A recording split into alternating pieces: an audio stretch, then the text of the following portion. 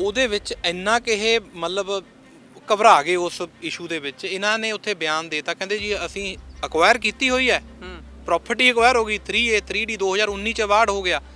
ਕਹਿੰਦੇ ਜੀ ਅਸੀਂ ਇਹਦਾ ਕਬਜ਼ਾ ਹੀ ਨਹੀਂ ਲੈਣਾ।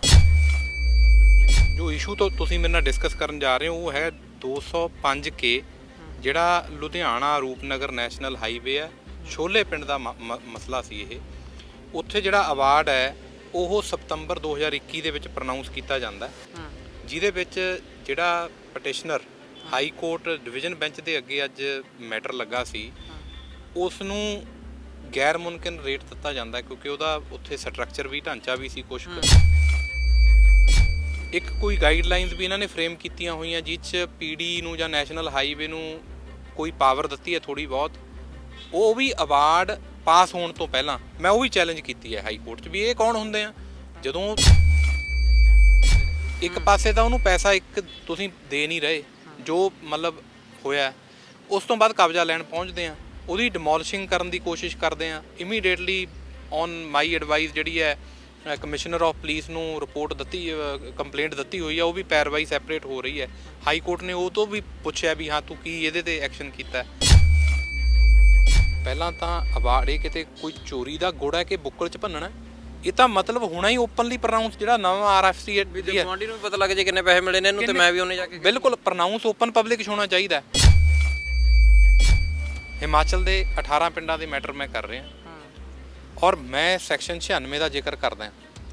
ਉਹਨਾਂ ਨੇ ਫ੍ਰੀ ਆਫ ਕਾਸਟ ਅਵਾਰਡ ਦਿੱਤੇ ਨੇ ਸਾਰਿਆਂ ਨੂੰ। ਪੰਜਾਬ ਵਾਲੇ ਪੈਸੇ ਲੈ ਰਹੇ ਆ, ਅਵਾਰਡ ਦੇਣ ਵਾਸਤੇ 10-10 ਗੇੜੇ ਮਰਾ ਰਹੇ ਆ। ਸਤਿ ਸ਼੍ਰੀ ਅਕਾਲ। ਪੂਰੇ ਜਦੋਂ ਦੇਖਦੇ ਹਾਂ ਕਿ ਅਸੀਂ ਨਵਾਂ ਕੋਈ ਪ੍ਰੋਜੈਕਟ ਚੱਲਦਾ ਤੇ ਖਾਸ ਤੌਰ ਤੇ ਜਦੋਂ ਸੜਕਾਂ ਨਿਕਲਦੀਆਂ ਨੇ, ਪਹਿਲਾਂ ਲੋਕ ਬਹੁਤ ਖੁਸ਼ ਹੁੰਦੇ ਸੀ ਇਸ ਚੀਜ਼ ਨੂੰ ਲੈ ਕੇ ਕਿ ਆਖਰ ਹਾਈਵੇ ਨਿਕਲੂਗਾ, ਚੰਗੇ ਪੈਸੇ ਜ਼ਮੀਨ ਦੇ ਮਿਲਣਗੇ। ਪਰ ਇਸ ਵਾਰੀ ਰੌਲਾ ਬਹੁਤ ਪਿਆ। ਭਾਰਤਮਾਲਾ ਜਿਹੜਾ ਪ੍ਰੋਜੈਕਟ ਸੀਗਾ ਉਹਦੇ ਵਿੱਚ ਜੇ ਦੇਖਿਆ ਜਾਵੇ ਬਹੁਤੇ ਸਾਰੇ ਮਾਮਲੇ ਨੇ ਜਿਹੜੇ ਕੋਰਟਾਂ 'ਚ ਜਾਂਦੇ ਹੋਏ ਨਜ਼ਰ ਆਏ। ਹੁਣ ਕਈ ਮਾਮਲਿਆਂ ਦੇ ਵਿੱਚ ਸਟੇ ਹੋ ਲਈ ਆ। ਪਹਿਲਾਂ ਤਾਂ ਇਹ ਗੱਲ ਕਿ ਤੁਹਾਡੀ ਜੇਕਰ ਜ਼ਮੀਨ ਆਉਂਦੀ ਹੈ ਵਿੱਚ ਤਾਂ ਤੁਸੀਂ ਵੀ ਕੀ ਕਰ ਸਕਦੇ ਹੋ ਕੀ ਨਹੀਂ ਕਰ ਸਕਦੇ ਉਹ।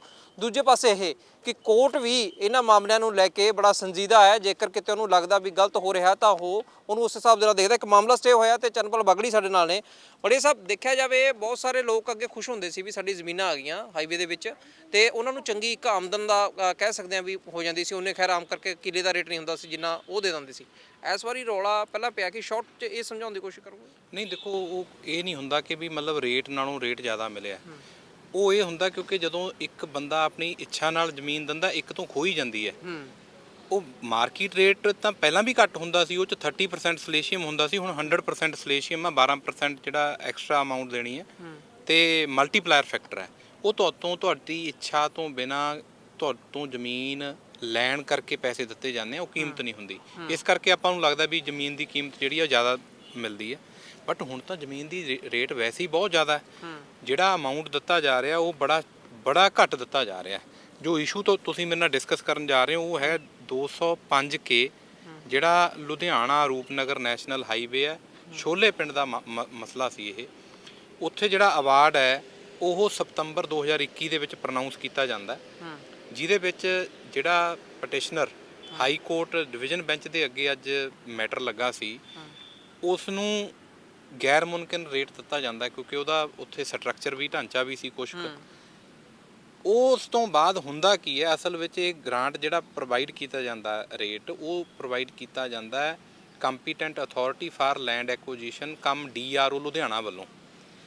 ਉਹ ਡਿਸਾਈਡ ਕਰਦੇ ਵੀ ਰੇਟ ਕੀ ਦੇਣਾ ਹੈ। ਹਾਂ, ਕੰਪੀਟੈਂਟ ਅਥਾਰਟੀ ਹੈ ਇੱਕ ਜਿਹੜੀ ਕੰਪੀਟੈਂਟ ਅਥਾਰਟੀ ਹੈ 3a ਦੇ ਅੰਡਰ ਸੈਂਟਰਲ ਗਵਰਨਮੈਂਟ ਅਪੁਆਇੰਟ ਕਰਦਾ। ਉਹ ਨਾ ਲੈਂਡ ਓਨਰਸ ਦਾ ਕੋਈ ਲੱਗਦਾ ਕਿਉਂਕਿ ਉਹ ਇੰਡੀਪੈਂਡੈਂਟ ਬੋਡੀ ਹੈ। ਨੈਸ਼ਨਲ ਹਾਈਵੇ ਇੱਕ ਜਿਹਨੇ ਜ਼ਮੀਨ ਲੈਣੀ ਆ ਉਹ ਇੱਕ ਧਿਰ ਨੈਸ਼ਨਲ ਹਾਈਵੇ ਆ ਉੱਥੇ, ਤੇ ਇੱਕ ਲੈਂਡ ਓਨਰਸ ਨੇ ਜਿਨ੍ਹਾਂ ਦੀ ਜ਼ਮੀਨ ਲਈ ਜਾਂਦੀ ਹੈ। ਹੁਣ ਉਹ ਕੰਪੀਟੈਂਟ ਅਥਾਰਟੀ ਕੋਲ ਪਾਵਰ ਦਿੱਤੀ ਹੋਈ ਹੈ ਸੈਂਟਰਲ ਗਵਰਨਮੈਂਟ ਨੇ ਅੰਡਰ ਨੈਸ਼ਨਲ ਹਾਈਵੇਜ਼ ਐਕਟ ਕਿ ਇਹਦਾ ਅਮਾਊਂਟ ਡਿਟਰਮਿਨ ਕਰੂਗੀ। ਉਹ DRO ਨੇ ਉਹਨੂੰ ਗੈਰ ਮੁਮਕਿਨ ਵੀ ਰੇਟ ਜਿਹੜੇ ਕਲੈਕਟਰ ਰੇਟ ਸੀ ਉਹ ਰੇਟ ਤੇ ਪ੍ਰੋਵਾਈਡ ਕਰਤੇ। ਹੁਣ ਉੱਥੇ ਜਿਹੜਾ PD ਹੈ, ਪ੍ਰੋਜੈਕਟ ਡਾਇਰੈਕਟਰ ਹੈ ਨੈਸ਼ਨਲ ਹਾਈਵੇ ਦਾ, ਉਹ ਕਹਿੰਦਾ ਵੀ ਇਹਨੂੰ ਕਿਉਂ ਗ੍ਰਾਂਟ ਕਰੇ ਤੂੰ। ਅਸਲ ਵਿੱਚ ਤਾਂ ਉਹ ਇੰਡੀਪੈਂਡੈਂਟ ਬੋਡੀ ਹੈ। ਇੱਕ ਕੋਈ ਗਾਈਡਲਾਈਨਸ ਵੀ ਇਹਨਾਂ ਨੇ ਫਰੇਮ ਕੀਤੀਆਂ ਹੋਈਆਂ ਜਿਹ 'ਚ PD ਨੂੰ ਜਾਂ ਨੈਸ਼ਨਲ ਹਾਈਵੇ ਨੂੰ ਕੋਈ ਪਾਵਰ ਦਿੱਤੀ ਹੈ ਥੋੜ੍ਹੀ ਬਹੁਤ। ਉਹ ਵੀ ਅਵਾਰਡ ਪਾਸ ਹੋਣ ਤੋਂ ਪਹਿਲਾਂ ਮੈਂ ਉਹ ਵੀ ਚੈਲੰਜ ਕੀਤੀ ਹੈ ਹਾਈ ਕੋਰਟ 'ਚ ਵੀ ਇਹ ਕੌਣ ਹੁੰਦੇ ਆ। ਜਦੋਂ ਤੁਹਾਡੇ ਕੋਲ ਅਪੀਲ ਦਲੀਲ ਦਾ ਪ੍ਰਾਵਧਾਨ ਹੈ ਫਿਰ ਤੁਸੀਂ ਇਨਡਾਇਰੈਕਟਲੀ ਕਿੱਦਾਂ ਮਤਲਬ ਉਹਨੂੰ ਤੁਸੀਂ ਥ੍ਰੈਟ ਕਰ ਸਕਦੇ ਹੋ। ਇਹ ਹਰ ਕੇਸ ਵਿੱਚ ਮੈਨੂੰ ਬਹੁਤ ਕੇਸ ਇਦਾਂ ਦੇ ਆ ਰਹੇ ਨੇ ਜਿੱਥੇ ਕਿ ਜਿਹੜਾ ਨੈਸ਼ਨਲ ਹਾਈਵੇ ਹੈ ਉਹ ਇਲੀਗਲੀ ਇੰਟਰਫੇਅਰ ਕਰਕੇ ਜਿੰਨੇ ਕਾਲਾਂ ਨੇ ਕੰਪੀਟੈਂਟ ਅਥਾਰਟੀਜ਼ ਨੇ ਉਹਨਾਂ ਨੂੰ ਥ੍ਰੈਟਨਿੰਗ ਕਰਕੇ ਵੀ ਆਹ ਕਰ ਦਾਂਗੇ ਲੈਟਰ ਕੱਢ ਦਾਂਗੇ ਪੈਸੇ ਘਟਾ ਰਹੇ ਨੇ। ਨਹੀਂ ਉਹ ਵੈਸੇ ਜਿਹੜੀ ਤੁਸੀਂ ਕਹਿ ਰਹੇ ਹੋ ਥ੍ਰੈਟਨਿੰਗ ਇੱਕ ਉਹ ਗਵਰਨਮੈਂਟ ਬੋਡੀ ਆ ਉਹਦੇ ਵਿੱਚ ABCD ਜੋ ਵੀ ਅਫਸਰ ਆਉਂਦੇ ਜਾਂਦੇ ਰਹਿੰਦੇ ਨੇਗੇ ਉਹਨਾਂ ਨੂੰ ਕੀ ਫਰਕ ਪੈਂਦਾ ਕਿ ਆਖਰਕਾਰ ਉਹ ਕਿਉਂ ਕਹਿੰਦੇ ਨੇ ਵੀ ਘਟਾ ਲਓ। ਇਹਨਾਂ ਨੇ ਇੱਕ ਗਾਈਡਲਾਈਨਸ ਫਰੇਮ ਕੀਤੀਆਂ ਹੋਈਆਂ ਮੈਂ ਉਹੀ ਦੱਸ ਰਿਹਾ ਨਾ ਤੁਹਾਨੂੰ। ਉਹ ਮੈਂ ਕਿਹਾ ਮਤਲਬ ਗਾਈਡਲਾਈਨਸ ਇਹ ਖੁਦ ਵੀ ਮੰਨਦੇ ਨੇ ਵੀ ਕਾਨੂੰਨ ਦੇ ਉੱਤੇ ਨਹੀਂ ਨਾ ਕਾਨੂੰਨ ਵੱਡਾ ਗਾਈਡਲਾਈਨਸ ਤਾਂ ਇਹਨਾਂ ਨੇ 4 ਬੰਦਿਆਂ ਨੇ ਮਿਨਿਸਟਰੀ ਨੇ ਮੌਰਥ ਨੇ ਬਣਾਤੀਆਂ ਜਾਂ ਕਿਸੇ ਦਾ ਓਪੀਨੀਅਨ ਲੈ ਕੇ। ਕਾਨੂੰਨ ਤਾਂ ਜਿਹੜਾ ਪਾਰਲੀਮੈਂਟ ਨੇ ਬਣਾਇਆ ਔਰ ਜਿਹਦੀ ਪ੍ਰੈਜ਼ੀਡੈਂਟ ਦੀ ਅਸੈਂਟ ਮਿਲੀ ਹੈ ਉਹ ਤੋਂ ਬਾਅਦ ਬਣਦਾ ਨਾ ਕਾਨੂੰਨ। ਤਾਂ ਕਾਨੂੰਨ ਦੇ ਉੱਤੇ ਕੁਝ ਨਹੀਂ ਹੈ। ਤੇ ਹੁਣ ਜਿਹੜਾ ਮੈਂ ਤੁਹਾਨੂੰ ਉਹੀ ਗੱਲ ਕਲੀਅਰ ਕਰਨ ਜਾ ਰਿਹਾ ਇਹ ਹੁੰਦਾ ਕੀ ਹੈ ਉਸ ਤੋਂ ਬਾਅਦ ਲੈਟਰ ਕੱਢੀ ਜਾਂਦੀ ਹੈ PD ਵੱਲੋਂ ਕਿ ਵੀ ਇਹ ਤੂੰ ਇਹਨੂੰ ਰੀਵਿਜ਼ਿਟ ਕਰ। ਲੈਟਰ 2 ਬੰਦਿਆਂ ਨੂੰ ਕੱਢੀ ਜਾਂਦੀ ਹੈ ਇੱਕ ਉਹ ਜਿਹੜਾ ਹਾਈ ਕੋਰਟ ਦੇ ਵਿੱਚ ਹੈ ਇੱਕ ਹੋਰ ਬੰਦਾ ਹੈ ਤੁਸੀਂ ਮੰਨ ਲਓ B ਬੰਦਾ ਉਹਨੂੰ ਵੀ ਕੱਢੀ ਜਾਂਦੀ ਹੈ। ਤੇ ਕਾਲਾ ਜਿਹੜਾ ਉਸ ਤੋਂ ਬਾਅਦ ਜਦੋਂ ਫੰਕਟਸ ਅਫੀਸ਼ੋ ਹੋ ਜਾਂਦਾ ਜਦ ਤੋਂ ਅਵਾਰਡ ਪਾਸ ਕਰਤਾ ਇਹਦਾ ਮਤਲਬ ਉਹ ਤੋਂ ਬਾਅਦ ਉਹ ਕੰਮ ਨਹੀਂ ਕਰ ਸਕਦਾ। ਤੇ ਉਹ ਜਦੋਂ ਦੁਬਾਰਾ ਲੈਟਰ ਕੱਢਦਾ ਉਹ ਆਪਣੇ ਵੀ ਮਤਲਬ ਡਰ ਕਹਿ ਲਓ ਇੱਕ ਹਾਇਰ ਮੰਨਦਾ ਇਹਨੂੰ PD ਨੂੰ। ਉਹ ਤੋਂ ਬਾਅਦ ਜਾ ਕੇ ਉੱਥੇ ਫਿਰ ਰਿਪੋਰਟ ਕਰਦਾ ਹੈ ਹਲਕਾ ਪਟਵਾਰੀ ਰਪਟ ਦਰਜ ਕਰਦਾ ਹੈ ਦਫ਼ਤਰ ਕਨਗੋ ਦੇ ਨਾਲ ਜਾ ਕੇ ਜੋ ਪ੍ਰੋਸੈਸ ਹੁੰਦਾ ਤਹਿਸੀਲਦਾਰ ਦੇ ਨਾਲ ਉੱਥੇ ਫਿਰ ਆ ਜਾਂਦਾ ਵੀ ਇਹ ਗੈਰ ਮੁਮਕਿਨ ਹੈ ਪ੍ਰਾਪਰਟੀ। ਉਸ ਤੋਂ ਬਾਅਦ ਫਿਰ ਇੱਕ ਲੈਟਰ ਕੱਢੀ ਜਾਂਦੀ ਹੈ। ਐਦਾਂ ਹੀ ਜਿਹੜਾ B ਬੰਦਾ ਹੈ ਉੱਥੇ ਨਾਲ ਵਾਲੇ ਪਿੰਡ ਦਾ ਉਹਨੂੰ ਵੀ ਲੈਟਰ ਕੱਢੀ ਜਾਂਦੀ ਹੈ। 2 ਲੈਟਰਾਂ ਉਹਨੂੰ ਕੱਢੀਆਂ ਜਾਂਦੀਆਂ। ਉਸ ਤੋਂ ਬਾਅਦ ਕਾਲਾ ਜਿਹੜਾ B ਬੰਦਾ ਉਹਦੇ ਕੇਸ 'ਚ ਪੁੱਛਦਾ ਹੈ ਕਿ ਵੀ ਕੀ ਮੇਰੇ ਕੋਲ ਪਾਵਰ ਕਿਹੜੇ ਸੈਕਸ਼ਨ 'ਚ ਆ ਵੀ ਮੈਂ ਇਹਨੂੰ ਦੁਬਾਰਾ ਘਟਾ ਦਾਂ ਜਿੱਦਾਂ ਤੂੰ ਕਹਿੰਦਾ ਵੀ ਹੁਣ ਤਾਂ ਮੈਂ ਅਵਾਰਡ ਵੀ ਪ੍ਰਨਾਉਂਸ ਕਰਤਾ। ਉਹ ਜਿਹੜਾ B ਬੰਦੇ ਵਾਲੇ ਕੇਸ ਵਿੱਚ ਕਹਿੰਦਾ ਜੀ ਤੂੰ ਤਾਂ ਫੰਕਟਸ ਅਫੀਸ਼ੋ ਹੋ ਗਿਆ। ਹੁਣ ਉਹੀ PD ਜਿਹੜਾ ਪਹਿਲਾਂ ਲੈਟਰ ਕੱਢਦਾ ਹੈ ਕੀ ਕਿੰਨੇ ਪੈਸੇ ਲੈ ਕੇ ਉਹਨੇ ਦੁਬਾਰਾ ਉਹ ਵਾਲੇ 'ਚ ਰਿਪਲਾਈ ਦਿੱਤਾ ਵੀ ਹੁਣ ਤੂੰ ਫੰਕਟਸ ਅਫੀਸ਼ੋ ਹੋ ਗਿਆ ਕਿਉਂਕਿ ਸਾਡੇ ਵਾਲੇ ਬੰਦੇ ਤੋਂ ਕਮਿਸ਼ਨ ਮੰਗਿਆ ਉਹਨੇ ਅਸੀਂ ਉਹ ਵੀ ਚੈਲੰਜ ਕੀਤਾ ਬਾਈ ਨੇਮ ਪਾਰਟੀ ਹੈ ਹਾਈ ਕੋਰਟ ਦੇ ਵਿੱਚ ਜਵਾਬ ਵੀ ਮੰਗਿਆ ਹਾਈ ਕੋਰਟ ਨੇ। ਔਰ ਇਹ ਜੋ ਉਸ ਤੋਂ ਬਾਅਦ ਹੁੰਦਾ ਕੀ ਹੈ ਤੁਸੀਂ ਹਾਲਾਤ ਦੇਖੋ ਕੀ ਨੇ। ਉਹ ਤੋਂ ਬਾਅਦ ਕਬਜ਼ਾ ਲੈਣ ਪਹੁੰਚ ਜਾਂਦੇ ਨੇ। ਇੱਕ ਪਾਸੇ ਤਾਂ ਉਹਨੂੰ ਪੈਸਾ ਇੱਕ ਤੁਸੀਂ ਦੇ ਨਹੀਂ ਰਹੇ ਜੋ ਮਤਲਬ ਹੋਇਆ। ਉਸ ਤੋਂ ਬਾਅਦ ਕਬਜ਼ਾ ਲੈਣ ਪਹੁੰਚਦੇ ਆ ਉਹਦੀ ਡਿਮੋਲਿਸ਼ਿੰਗ ਕਰਨ ਦੀ ਕੋਸ਼ਿਸ਼ ਕਰਦੇ ਆ। ਇਮੀਡੀਏਟਲੀ ਔਨ ਮਾਈ ਐਡਵਾਈਸ ਜਿਹੜੀ ਹੈ ਕਮਿਸ਼ਨਰ ਆਫ ਪੁਲਿਸ ਨੂੰ ਰਿਪੋਰਟ ਦਿੱਤੀ ਕੰਪਲੇਂਟ ਦਿੱਤੀ ਹੋਈ ਹੈ ਉਹ ਵੀ ਪੈਰਵਾਈ ਸੈਪਰੇਟ ਹੋ ਰਹੀ ਹੈ। ਹਾਈ ਕੋਰਟ ਨੇ ਉਹ ਤੋਂ ਵੀ ਪੁੱਛਿਆ ਵੀ ਹਾਂ ਤੂੰ ਕੀ ਇਹਦੇ ਤੇ ਐਕਸ਼ਨ ਕੀਤਾ। ਹੁਣ ਇਹ ਹਾਈ ਕੋਰਟ ਕਹਿੰਦੇ ਜੀ ਅਸੀਂ ਆਰਬੀਟਰੇਟਰ ਕੋਲ ਚੈਲੰਜ ਕਰ ਰਹੇ ਹਾਂ ਇਹਨੂੰ। ਮੈਂ ਹਾਈ ਕੋਰਟ ਤੇ ਡਿਵੀਜ਼ਨ ਬੈਂਚ ਦੇ ਅੱਗੇ ਦਲੀਲ ਰੱਖੀ ਕਿ ਵੀ ਜੇ ਇਹ ਆਰਬੀਟਰੇਟਰ ਕੋਲ ਵੀ ਜਾ ਰਹੇ ਨੇ ਆਰਬੀਟਰੇਟਰ ਵੀ ਇਹਨਾਂ ਦਾ ਹੀ ਹੈ। ਜੇ ਇਹਨਾਂ ਨੇ ਆਰਬੀਟਰੇਟਰ ਕੋਲ ਜਾਣਾ ਸੀ ਇਹ ਪਹਿਲਾਂ ਚਲੇ ਜਾਂਦੇ 1 ਮਿੰਟ ਲਈ ਮੰਨ ਲਓ ਕਰਦੇ ਆ ਨਹੀਂ ਪਹਿਲਾਂ ਜਾਂਦੇ ਨਾ। ਜਦੋਂ ਲੈਟਰਾਂ ਕਿਉਂ ਕੱਢਦਾ ਉਹ ਦੋ ਤਲਵਾਰਾਂ 2 ਰਸਤੇ ਇਹਨਾਂ ਕੋਲ ਅਵੇਲੇਬਲ ਨਹੀਂ। ਇੱਕ ਪਾਸੇ ਤਾਂ ਇਨਡਾਇਰੈਕਟਲੀ ਇਹ ਲੈਟਰ ਖਬਰ ਹੈ ਕਿੰਨੇ ਕੁ ਲੋਕਾਂ ਦੀਆਂ ਐਦਾਂ ਦੀਆਂ ਗਿੱਦੜ ਚਿੱਠੀਆਂ ਭੇਜ ਕੇ ਅਮਾਊਂਟ ਘਟਾਈ ਹੋਈ ਹੈ। ਮੈਂ ਤੁਹਾਨੂੰ ਕਲੀਅਰ ਕਰ ਦੇਣਾ ਚਾਹੁੰਦਾ ਕੋਈ ਪ੍ਰੋਵੀਜ਼ਨ ਨਹੀਂ ਨਾ ਨੈਸ਼ਨਲ ਹਾਈਵੇਜ਼ ਐਕਟ ਦੇ ਵਿੱਚ ਨਾ RFCT LARR ਐਕਟ 2013 ਦੇ ਵਿੱਚ ਕੋਈ ਅਮਾਊਂਟ ਐਦਾਂ ਨਹੀਂ ਘਟਾਈ ਜਾ ਸਕਦੀ।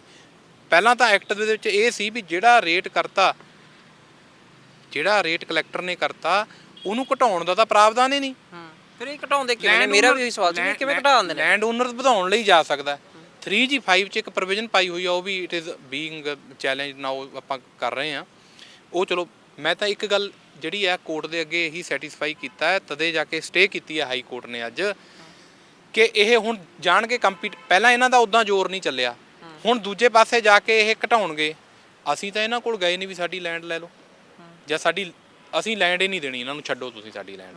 ਇਹਨਾਂ ਕੋਲ ਕੀ ਅਥਾਰਟੀ ਹੈ ਬਿਨਾਂ ਪੈਸਾ ਦਿੱਤੇ ਤੋਂ ਬਿਨਾਂ ਮੁਆਵਜ਼ਾ ਜੋ ਇਹਨਾਂ ਪ੍ਰੋਵਾਈਡ ਕੀਤਾ ਉਸ ਤੋਂ ਬਿਨਾਂ ਕੀ ਅਥਾਰਟੀ ਹੈ।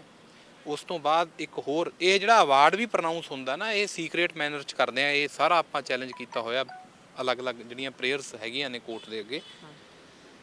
ਪਹਿਲਾਂ ਤਾਂ ਅਵਾਰਡ ਇਹ ਕਿਤੇ ਕੋਈ ਚੋਰੀ ਦਾ ਗੁੜ ਹੈ ਕਿ ਬੁੱਕਲ 'ਚ ਭੰਨਣਾ ਇਹ ਤਾਂ ਮਤਲਬ ਹੋਣਾ ਹੀ ਓਪਨਲੀ ਪ੍ਰਨਾਉਂਸ ਜਿਹੜਾ ਨਵਾਂ RFC ਗਵਾਂਢੀ ਨੂੰ ਵੀ ਪਤਾ ਲੱਗ ਜੇ ਕਿੰਨੇ ਪੈਸੇ ਮਿਲੇ ਨੇ ਇਹਨੂੰ ਤੇ ਮੈਂ ਵੀ ਉਹਨੇ ਜਾ ਕੇ ਬਿਲਕੁਲ ਪ੍ਰਨਾਉਂਸ ਓਪਨ ਪਬਲਿਕ 'ਚ ਹੋਣਾ ਚਾਹੀਦਾ। ਔਰ ਉਸ ਤੋਂ ਬਾਅਦ ਲੈਂਡ ਓਨਰਸ ਵਿਚਾਰੇ ਲਾਈਨਾਂ ਲਾ ਕੇ ਇਹ ਕਹਿੰਦੇ ਸੁਵਿਧਾ ਸੈਂਟਰ 'ਚ ਜਾਓ ਉੱਥੇ ਅਪਲਾਈ ਕਰੋ ਅਪਲਾਈ ਕਰਕੇ ਪੈਸੇ ਖਾਣ ਦਾ ਸਾਧਨ ਬਣਾਇਆ ਹੋਇਆ ਜਿੰਨੇ ਉੱਥੇ EMPLOYEES ਇਕੱਠੇ ਹੋਏ ਨੇ। ਇਹ ਕਹਿੰਦੇ ਵੀ ਉਹਦੀ ਇੱਕ ਤਾਂ ਉਹਦੀ ਲੈਂਡ ਆ ਗਈ ਬੰਦੇ ਦੀ ਜਿਹਦੀ ਲੈਂਡ ਜ਼ਮੀਨ ਆ ਗਈ, ਜਿਹਨੂੰ ਮਾਂ ਮੰਨਦਾ ਇੱਕ ਕਿਸਾਨ, ਉਹ ਤੋਂ ਪੈਸੇ ਲੈਣ ਵਾਸਤੇ ਦੇਖੋ ਕਿਵੇਂ ਜੋਕਾਂ ਚਿੰਬੜੀਆਂ ਇਹਨਾਂ ਨੂੰ। ਹਿਮਾਚਲ ਦੇ 18 ਪਿੰਡਾਂ ਦੇ ਮੈਟਰ ਮੈਂ ਕਰ ਰਿਹਾ, ਔਰ ਮੈਂ ਸੈਕਸ਼ਨ 96 ਦਾ ਜ਼ਿਕਰ ਕਰਦਾ। ਉਹਨਾਂ ਨੇ ਫ੍ਰੀ ਆਫ ਕਾਸਟ ਅਵਾਰਡ ਦਿੱਤੇ ਨੇ ਸਾਰਿਆਂ ਨੂੰ। ਪੰਜਾਬ ਵਾਲੇ ਪੈਸੇ ਲੈ ਰਹੇ ਆ, ਅਵਾਰਡ ਦੇਣ ਵਾਸਤੇ 10-10 ਗੇੜੇ ਮਰਾ ਰਹੇ ਆ। ਇੱਕ ਲੈਂਡ ਦੇ ਵਿੱਚ ਮੈਂ ਚੈਲੰਜ ਕੀਤੀ ਹੈ ਹੁਣ ਆਪਣੇ ਮੋਹਾਲੀ ਦੇ ਨਾਲ ਲੱਗਦੇ ਪਿੰਡਾਂ ਦੀ, ਉਹਦੇ ਵਿੱਚ ਇੱਕ ਅਵਾਰਡ ਦੇਤਾ। ਬੰਦੇ ਉੱਥੇ ਧਰਨਾ ਲਾ ਕੇ ਬੈਠੇ ਆ। ਇਹਨਾਂ ਦੀਆਂ ਜੁਰਤ ਦੇਖੋ ਤੁਸੀਂ। ਜਿਹੜਾ ਮੈਂ ਹੈਰਾਨ ਹੁੰਨਾ, ਜਿਹਦੀ ਲੈਂਡ ਆਈ ਹੈ ਉਹ ਅਨਪੜ੍ਹ ਬੰਦਾ ਹੈ, ਉਹਨੂੰ ਨਹੀਂ ਪਤਾ ਮੇਰਾ ਇੱਕ ਅਵਾਰਡ ਹੋਇਆ ਜਾਂ ਮੇਰੇ 2 ਜਾਂ 3 ਅਵਾਰਡ ਹੋਏ ਨੇ ਨੋਟੀਫਿਕੇਸ਼ਨ ਦਾ, ਉਹਨੂੰ ਕੀ ਪਤਾ। ਉਹਨੂੰ ਇੱਕ ਅਵਾਰਡ ਦਿੱਤਾ ਹੋਇਆ। ਜਦੋਂ ਉਹ ਮੈਂ ਚੈੱਕ ਕੀਤਾ ਆਨਲਾਈਨ ਸਾਰਾ ਕੁਝ, ਉਹਨਾਂ ਦੇ 3-3 ਨੋਟੀਫਿਕੇਸ਼ਨ, 3-3 ਅਵਾਰਡ ਹੋਏ ਨੇ। ਅਵਾਰਡ ਲੈਣ ਵਾਸਤੇ ਉਹਨਾਂ ਦੀ ਹਰਾਸਮੈਂਟ ਹੋ ਰਹੀ ਹੈ। ਫ੍ਰੀ ਆਫ ਕਾਸਟ ਪ੍ਰੋਵਾਈਡ ਕਰਨਾ ਹੈ ਅਵਾਰਡ ਦੀ ਕਾਪੀ। ਇਹ ਨਹੀਂ ਹੈ ਕਿ ਅਸੀਂ ਉੱਥੇ ਜ਼ਮੀਨ ਵੇਚ ਕੇ ਆਏ ਹਾਂ ਜਾਂ ਰਜਿਸਟਰੀ ਕਰਾ ਕੇ ਆਏ ਹਾਂ, ਅਸੀਂ ਆਪ ਕਾਸਟ ਉਹਦੀ ਬੀਅਰ ਕਰਨੀ ਹੈ। ਇਹ ਬਿਲਕੁਲ ਕਲੀਅਰ ਹੋ ਜਾਣਾ ਚਾਹੀਦਾ। ਸੁਚੇਤ ਹੋ ਜਾਓ ਆਪਣੇ ਹੱਕਾਂ ਦੇ ਪ੍ਰਤੀ। ਬਿਲਕੁਲ ਨਜਾਇਜ਼ ਹੋ ਰਿਹਾ। ਮੈਂ ਤੁਹਾਨੂੰ 2021 ਦੀ ਜੱਜਮੈਂਟ 2021 ਦੀ ਸੁਪਰੀਮ ਕੋਰਟ ਦੀ ਜਸਟਿਸ ਇੰਦਰਾ ਬੈਨਰਜੀ ਦੀ ਮੈਂ ਰੈਫਰ ਕਰਦਾ। ਉਹ 'ਚ ਇਹ ਗੱਲ ਕਲੀਅਰ ਕਰਤੀ ਸੁਪਰੀਮ ਕੋਰਟ ਨੇ ਕਿ ਜਿਹੜਾ ਰਾਈਟ ਟੂ ਪ੍ਰੋਪਰਟੀ ਹੈ ਉਹ ਬੇਸ਼ੱਕ ਫੰਡਾਮੈਂਟਲ ਰਾਈਟ ਨਹੀਂ ਹੈ, ਪਰ ਹਲੇ ਵੀ ਕੌਨਸਟੀਟਿਊਸ਼ਨਲ ਰਾਈਟ ਹੈ ਅੰਡਰ ਆਰਟੀਕਲ 300 ਕੈਪੀਟਲ ਏ। ਔਰ ਹਾਈ ਕੋਰਟ ਦੀ ਇਹ ਡਿਊਟੀ ਹੈ ਕਿ ਇਹਨੂੰ ਪ੍ਰੋਟੈਕਟ ਕਰਨਾ। ਪਰ ਇਹ ਇੰਨੇ ਜ਼ਿਆਦਾ ਜਿਹੜੇ ਰੋਲੇ ਪੈ ਗਏ ਇਸ ਵਾਰੀ, ਜਿਵੇਂ ਹੁਣ ਤੁਸੀਂ ਇਹ ਮਾਮਲਾ ਲੈ ਕੇ ਬਹੁਤ ਸਾਰੇ ਲੋਕ ਨੇ, ਕਈਆਂ ਨੇ ਤਾਂ ਪ੍ਰਸ਼ਾਸਨ ਖਿਲਾਫ ਧਰਨਾ ਖੋਲ੍ਹਤਾ, ਕਈ ਕੋਰਟ ਪਹੁੰਚ ਗਏ।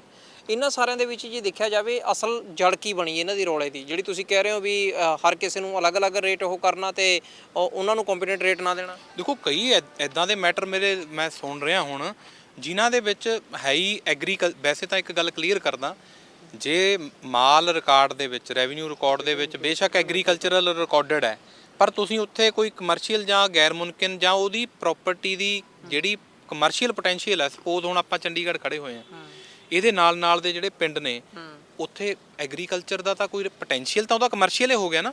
ਕੱਲਾ ਸੈਕਟਰ ਬਣਨਾ ਜਾਂ ਅੱਗੇ ਹੋਰ ਵਾਸਟ ਹੋਣਾ, ਉਹ ਬੇਸ਼ੱਕ ਰਿਕਾਰਡਡ ਐਗਰੀਕਲਚਰ ਹੈ।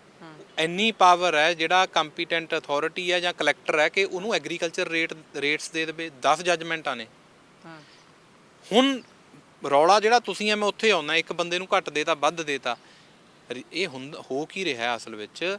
ਇਹ ਜਿਹੜੇ ਅਫਸਰ ਨੇ ਜਿਹੜੀ ਮਿਸਯੂਜ਼ ਕਰਕੇ ਪਾਵਰਾਂ ਦੀਆਂ, ਜਿਵੇਂ ਇਹ ਕੇਸ ਦੇ ਵਿੱਚ ਕਮਿਸ਼ਨ ਦਾ ਰੌਲਾ ਹੈ, ਜਿਹਨੇ ਤਾਂ ਕੋਈ ਜੇਬ ਭਰਤੀ, ਉਹਦਾ ਸਾਰਾ ਕੁਝ ਕਮਰਸ਼ੀਅਲ ਵੀ ਕਰਤਾ ਜਾਂ ਕੁਝ ਹੋਰ ਵੀ ਕਰਤਾ। ਜਿਹੜੇ ਵੈਸੇ ਹੈ ਕਮਰਸ਼ੀਅਲ ਸੀ ਜਾਂ ਘਰ ਆ ਗਿਆ, ਉਹਨਾਂ ਨੂੰ ਥੱਲੇ ਵਾਲਾ ਰੈਜ਼ੀਡੈਂਸ਼ੀਅਲ ਜਿਹੜਾ ਏਰੀਆ, ਉਹਦਾ ਜਿਹੜਾ ਤੌੜ ਬਣਦਾ ਥੱਲੇ ਵਾਲਾ, ਉੱਥੇ ਰੇਟ ਐਗਰੀਕਲਚਰ ਦੇਤਾ, ਇੱਟਾਂ ਦਾ ਅਲੱਗ ਦੇਤਾ, ਉਹਨੂੰ ਸੀਮੈਂਟ ਦਾ ਅਲੱਗ ਦੇਤਾ। ਜਿਹੜੀ ਹੈ ਹੀ ਰੈਜ਼ੀਡੈਂਸ਼ੀਅਲ, ਉਹਨੂੰ ਕਿਵੇਂ ਤੁਸੀਂ, ਮੈਂ ਤਾਂ ਕਹਿੰਦਾ ਐਗਰੀਕਲਚਰ ਜੇ ਕਮਰਸ਼ੀਅਲ ਪੋਟੈਂਸ਼ੀਅਲ ਆ, ਸੁਪਰੀਮ ਕੋਰਟ ਹਾਈ ਕੋਰਟ ਕਹਿੰਦਾ ਵੀ ਉਹਨੂੰ ਤੁਸੀਂ ਦਿਓ, ਉਹਨੂੰ ਕਮਰਸ਼ੀਅਲ ਦਿਓ ਜਿਹੜਾ ਪੋਟੈਂਸ਼ੀਅਲ ਆ ਉਹਦਾ। ਤੁਸੀਂ ਜਿਹੜਾ ਮਤਲਬ ਹੈਗਾ ਉਹਨੂੰ ਸੈਗਰੀਗੇਟ ਕਰਕੇ ਦੇ ਰਹੇ ਹੋ। ਇਹ ਮੈਂ ਕਹਿ ਰਿਹਾ, ਇਹ ਤਾਂ ਕਾਨੂੰਨ ਕਹਿ ਰਿਹਾ, ਤਾਂ ਸਭ ਨੂੰ ਕਲੀਅਰ ਹੈ। ਫਿਰ ਹੁਣ ਲੋਕ ਆਖਰਕਾਰ ਕਰਨ ਕੀ ਇਸ ਮਾਮਲੇ 'ਚ? ਤਾਂ ਚਲੋ ਹੋ ਗਿਆ ਸਟੇ। ਦੂਜੇ ਪਾਸੇ ਦੇਖਦੇ ਆਂਗੇ ਕਿ ਆਮ ਤੌਰ ਤੇ ਬਹੁਤੀ ਜਨਤਾ ਇਸ ਤਰ੍ਹਾਂ ਦੀ ਹੈ, ਬੇਸ਼ੱਕ ਕਿੰਨੀ ਕੋਈ ਪੜ੍ਹਿਆ ਲਿਖਿਆ ਵੀ ਹੋਵੇ। ਜੇ ਆਪਾਂ ਜਿਵੇਂ ਕਹਿੰਦੇ ਨੇ ਵੀ ਜਿਹੜੇ ਅਨਪੜ੍ਹ ਲੋਕ ਨੇ ਕਿੱਥੋਂ ਚੰਗੇ ਪੜ੍ਹੇ ਲਿਖਿਆ ਨੂੰ ਇਹਨਾਂ ਦੀ ਕਹਾਣੀ ਨਹੀਂ ਸਮਝ ਲੱਗਦੀ ਜਾਂ ਇਹ ਲੈਂਗੁਏਜ ਸਮਝ ਨਹੀਂ ਲੱਗਦੀ ਵੀ ਉਹਦੇ 'ਚ ਉਹ ਕੀਤਾ ਕੀ ਜਾਵੇ। ਕੋਰਟ ਦੇ ਰਸਤੇ, ਯਾਨੀ ਕਿ ਜੇਕਰ ਤੁਹਾਡੇ ਤੋਂ ਜ਼ਮੀਨ ਇਸ ਤਰ੍ਹਾਂ ਦੇ ਨਾਲ ਕੋਈ ਲੈ ਰਿਹਾ ਹੈ ਤਾਂ ਮੋਟੀ ਜੀ ਗੱਲ ਉੱਤੇ 'ਚ ਇਹ ਹੈ ਵੀ ਜੇ ਤੁਸੀਂ ਸੈਟੀਸਫਾਈ ਨਹੀਂ ਹੋਗੇ, ਕੋਰਟ ਦੇ ਰਸਤੇ ਖੁੱਲ੍ਹੇ ਆ। ਕੋਰਟ ਦੇ ਰਸਤੇ ਬਿਲਕੁਲ ਖੁੱਲ੍ਹੇ ਆ। ਇਹ ਮਤਲਬ ਤੁਸੀਂ ਇੱਕ ਮੈਟਰ ਮੈਂ ਕਰ ਰਿਹਾ, ਮਤਲਬ ਖੰਟ ਤੇ ਜਟਾਣਾ ਉੱਚਾ ਪਿੰਡ ਦਾ, ਉਹਦੇ ਵਿੱਚ ਇੰਨਾ ਕਿ ਇਹ ਮਤਲਬ ਘਬਰਾ ਗਏ ਉਸ ਇਸ਼ੂ ਦੇ ਵਿੱਚ। ਇਹਨਾਂ ਨੇ ਉੱਥੇ ਬਿਆਨ ਦੇਤਾ, ਕਹਿੰਦੇ ਜੀ ਅਸੀਂ ਅਕਵਾਇਰ ਕੀਤੀ ਹੋਈ ਹੈ, ਪ੍ਰੋਪਰਟੀ ਅਕਵਾਇਰ ਹੋ ਗਈ, 3A 3D 2019 ਚ ਅਵਾਰਡ ਹੋ ਗਿਆ। ਕਹਿੰਦੇ ਜੀ ਅਸੀਂ ਇਹਦਾ ਕਬਜ਼ਾ ਹੀ ਨਹੀਂ ਲੈਣਾ, ਕਿਉਂਕਿ ਪਤਾ ਸੀ ਵੀ ਇਹਨੇ ਸਟੇ ਲੈ ਲੈਣੀ ਹੈ। ਫਿਰ ਉਹ ਇਹ ਮਤਲਬ ਅੱਜ ਵਾਲੇ 'ਚ ਤਾਂ ਸਟੇ, ਇਹ ਕਹਿੰਦੇ ਸੀ ਅਸੀਂ ਨਹੀਂ ਲੈਣਾ, ਅਸੀਂ ਆਰਬੀਟਰੇਟਰ ਕੋਲ ਜਾਣਾ, ਇੱਧਰ ਜਾਣਾ।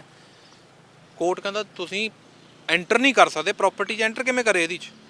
How you have attempted to take the possession of the property.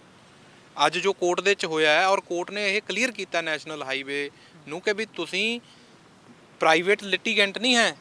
ਤੁਸੀਂ ਥੋੜ੍ਹਾ ਜਿਹਾ ਤੁਹਾਨੂੰ ਕੌਨਸ਼ੀਅਸ ਹੋਣਾ ਚਾਹੀਦਾ। ਇੱਕ ਪਾਸੇ ਤਾਂ ਲੈਂਡ ਓਨਰਸ ਨੇ, ਜਿਹੜਾ ਨੈਸ਼ਨਲ ਹਾਈਵੇ ਹੈ ਕਿਹੜਾ ਪ੍ਰਾਈਵੇਟ ਧਿਰ ਹੈ, ਇਹਦਾ ਇੱਕ ਪ੍ਰਾਪਰਟੀ ਲੋਕਾਂ ਦੀ ਮਤਲਬ ਲਈ ਜਾ ਰਹੀ ਹੈ। ਔਰ ਜਿਹੜੀ ਤੁਸੀਂ ਜਿਹੜਾ ਰੇਟ ਕੰਪਨਸੇਸ਼ਨ ਹੱਕ ਬਣਦਾ, ਉਹ ਨਾ ਨੈਸ਼ਨਲ ਹਾਈਵੇ ਦੇਣਾ ਹੈ ਨਾ ਉਹ ਲੈ ਸਕਦਾ ਸਾਤੋਂ। ਉਹ ਤਾਂ ਕਾਨੂੰਨ ਸਾਨੂੰ ਸਾਡੀ ਗਵਰਨਮੈਂਟ ਨੇ, ਸਾਡੇ ਲੈਜਿਸਲੇਚਰ ਨੇ, ਯੂਨੀਅਨ ਲੈਜਿਸਲੇਚਰ ਨੇ ਪ੍ਰੋਵਾਈਡ ਕੀਤਾ ਔਰ ਉਹਨੂੰ ਕਿਵੇਂ ਤੁਸੀਂ ਇਗਨੋਰ ਕੀਤਾ ਜਾ ਸਕਦਾ। ਇੱਕ ਲਾਸਟ ਇੰਨਾ ਕੁ ਚੀਜ਼ ਹੋਰ ਦੱਸੋ ਕਿ ਇਹ ਫਿਰ ਆਖਰਕਾਰ ਦੇਖਿਆ ਜਾਵੇ ਅਫਸਰਸ਼ਾਹੀ ਦਾ ਕਹਿ ਸਕਦੇ ਹਾਂ ਬਹੁਤ ਵੱਡਾ ਰੋਲ ਹੈ ਇਸ ਪੂਰੇ ਸਿਸਟਮ ਨੂੰ ਵਿਗਾੜਨ ਦੇ ਵਿੱਚ। ਬਿਲਕੁਲ, ਮੈਂ ਬਿਲਕੁਲ ਇਹ ਕਹਿੰਦਾ, ਜਿਵੇਂ ਹੁਣ ਮੇਰੇ ਕੋਲ ਵਿਦ ਐਵੀਡੈਂਸ ਤੇ ਪ੍ਰੂਫ ਦੇ ਵਿੱਚ ਜਿਵੇਂ ਮੈਂ ਤੁਹਾਨੂੰ ਆਹੀ ਗੱਲ ਦੱਸੀ ਹੈ, ਜਿਹੜੀ ਕਲੀਅਰ ਕੀਤੀ ਹੈ ਵੀ ਪਹਿਲਾਂ ਲੈਟਰ ਕੱਢੀ ਜਾਂਦੀ ਹੈ। ਉਸੇ ਕੇਸ 'ਚ ਜਦੋਂ ਕੋਈ ਮੋਸਟਲੀ ਅਸੀਂ ਕਿਹਾ ਵੀ ਇਹਦਾ ਕੋਈ ਨਾ ਕੋਈ ਰੀਜ਼ਨ ਹੋਊਗਾ, ਉਹੀ ਅਫਸਰ ਫਿਰ ਉਹ ਜਵਾਬ ਦੇ ਰਿਹਾ, ਕਹਿੰਦਾ ਨਹੀਂ ਨਹੀਂ ਤੂੰ ਨਹੀਂ ਹੁਣ ਚੇਂਜ ਕਰ ਸਕਦਾ। ਉਹ ਇਹ ਤਾਂ ਪਹਿਲਾਂ ਵੀ ਇਹੀ ਕਾਨੂੰਨ ਆ, ਜਦੋਂ ਉਹਨੇ ਇੱਕ ਵਾਰ ਪਾਸ ਕਰਤਾ ਨਹੀਂ ਚੇਂਜ ਕੀਤਾ ਜਾ ਸਕਦਾ। ਪਾਸ ਕਰਨ ਤੋਂ ਪਹਿਲਾਂ ਵੀ ਜਿਹੜਾ ਡਰਾਫਟ ਅਵਾਰਡ ਦੇਖਣ ਦਾ, ਚੇਂਜ ਕਰਨ ਦਾ ਅਧਿਕਾਰ ਆ, ਉਹ ਵੀ ਚੈਲੰਜ ਕਰਤਾ ਮੈਂ ਕਿਹਾ ਇਹਨਾਂ ਕੋਲ ਅਥਾਰਟੀ ਕੀ ਹੈ? ਜਿਹੜੀਆਂ ਨੈਸ਼ਨਲ ਹਾਈਵੇਜ਼ ਦੇ ਮੌਰਥ ਨੇ ਗਾਈਡਲਾਈਨਸ ਬਣਾਈਆਂ, ਉਹ ਕਾਨੂੰਨ ਨੂੰ ਸੁਪਰਸੀਡ ਨਹੀਂ ਕਰ ਸਕਦੀਆਂ। ਕਾਨੂੰਨ ਦੀਆਂ ਪ੍ਰੋਵੀਜ਼ਨਸ ਜਿਹੜੀਆਂ ਨੇ ਉਹ ਸਟੈਚੂਟਰੀ ਪ੍ਰੋਵੀਜ਼ਨਸ ਨੇ, ਉਹਨਾਂ ਨੂੰ ਇਗਨੋਰ ਨਹੀਂ, ਅਣਦੇਖਿਆ ਨਹੀਂ ਕੀਤਾ ਜਾ ਸਕਦਾ। ਸੋ ਮੈਂ ਇਹ ਕਹਿੰਦਾ ਵੀ ਸੁਚੇਤ ਰਹਿਣ ਦੀ ਲੋੜ ਹੈ ਤੁਹਾਨੂੰ, ਤੁਹਾਡੇ ਹੱਕਾਂ ਦੇ ਪ੍ਰਤੀ ਬਿਲਕੁਲ ਜਾਗੋ ਤੁਸੀਂ ਇਸ, ਕਿਉਂਕਿ ਇਸ ਵਾਰੀ ਮਸਲੇ ਜੇ ਦੇਖਿਆ ਜਾਵੇ ਕਾਫੀ ਖੜੇ ਹੋਏ ਨੇ ਤੇ ਉਦੋਂ ਬਾਅਦ ਦੇ ਵਿੱਚ ਬਹੁਤ ਸਾਰੇ ਮਾਮਲੇ ਕੋਰਟ 'ਚ ਵੀ ਜਾਂਦੇ ਨੇ। ਤੇ ਜਿਵੇਂ ਇਸ ਮਾਮਲੇ ਦਾ ਜ਼ਿਕਰ ਕਰਿਆ ਤਾਂ ਆਮ ਤੌਰ ਤੇ ਹੁੰਦਾ ਇਹੀ ਹੈ, ਕਿਉਂਕਿ ਜਿੰਨੇ ਵੀ ਐਡਵੋਕੇਟਸ ਵੀ ਅਸੀਂ ਰੈਫਰੈਂਸ ਦਿੰਦੇ ਦੇਖਦੇ ਹਾਂ, ਚਾਹੇ ਪੁਰਾਣੇ ਡਿਸੀਜਨ ਦੀ ਗੱਲ ਹੋਵੇ, ਚਾਹੇ ਗੱਲ ਹੋਵੇ ਕਿ ਜਦੋਂ ਇੱਕ ਸਟੇ ਹੋ ਜਾਂਦਾ ਫਿਰ ਦੂਜੇ ਵੀ ਨਾਲ ਖੜੇ ਹੁੰਦੇ ਨੇ ਕਿ ਜੇਕਰ ਕਿਸੇ ਨੂੰ ਲੱਗਦਾ ਉਹਦੀ ਜ਼ਮੀਨ ਘੱਟ ਮੁੱਲ ਦੇ ਵਿੱਚ ਜਾ ਰਹੀ ਆ ਤਾਂ ਉਹ ਸਿੱਧੇ ਤੌਰ ਤੇ ਕਹਿ ਸਕਦੇ ਆ ਕਾਨੂੰਨ ਦਾ ਆਪਦਾ ਸਾਥ ਲੈ ਸਕਦਾ। ਤੇ ਉਹਦੇ ਵਿੱਚੋਂ ਇਹ ਨਹੀਂ ਹੁੰਦਾ ਹਰ ਜਗ੍ਹਾ ਤੇ ਕਿ ਜੇਕਰ ਅਫਸਰਾਂ ਨੇ ਕੋਈ ਚੀਜ਼ ਜਾਂ ਲਾਈਨ ਖਿੱਚਤੀ ਤਾਂ ਉਦੋਂ ਅੱਗੇ ਦੀ ਕੋਈ ਦੁਨੀਆ ਨਹੀਂ ਹੈਗੀ। ਤੇ ਖਾਸ ਤੌਰ ਤੇ ਦੇਖੀਏ ਇਸ ਵਾਰੀ ਜਿਹੜਾ ਭਾਰਤਮਾਲਾ ਪ੍ਰੋਜੈਕਟ ਦੇ ਚੱਲਦੇ ਜਿੰਨੇ ਕਿਸਾਨਾਂ ਨੇ, ਆਮ ਲੋਕਾਂ ਨੇ ਰੌਲਾ ਪਾਇਆ ਤਾਂ ਉਹਦੇ ਵਿੱਚ ਕੋਰਟਾਂ ਦੇ ਵਿੱਚ ਜ਼ਰੂਰ ਕਹਿ ਸਕਦੇ ਆ ਕਿ ਜਿੰਨੇ ਲੋਕ ਗਏ ਨੇ ਤਾਂ ਆਖਰ ਕਿਤੇ ਨਾ ਕਿਤੇ ਇਨਸਾਫ ਮਿਲਦਾ ਨਜ਼ਰ ਜ਼ਰੂਰ ਆਏਗਾ। ਵੀਡੀਓ ਜਰਨਲਿਸਟ ਅਮਨ ਦੇ ਨਾਲ ਸੁਮਿਤ ਸਿੰਘ, ਰੋਜ਼ਾਨਾ ਸਪੋਕਸਮੈਨ ਟੀਵੀ, ਚੰਡੀਗੜ੍ਹ।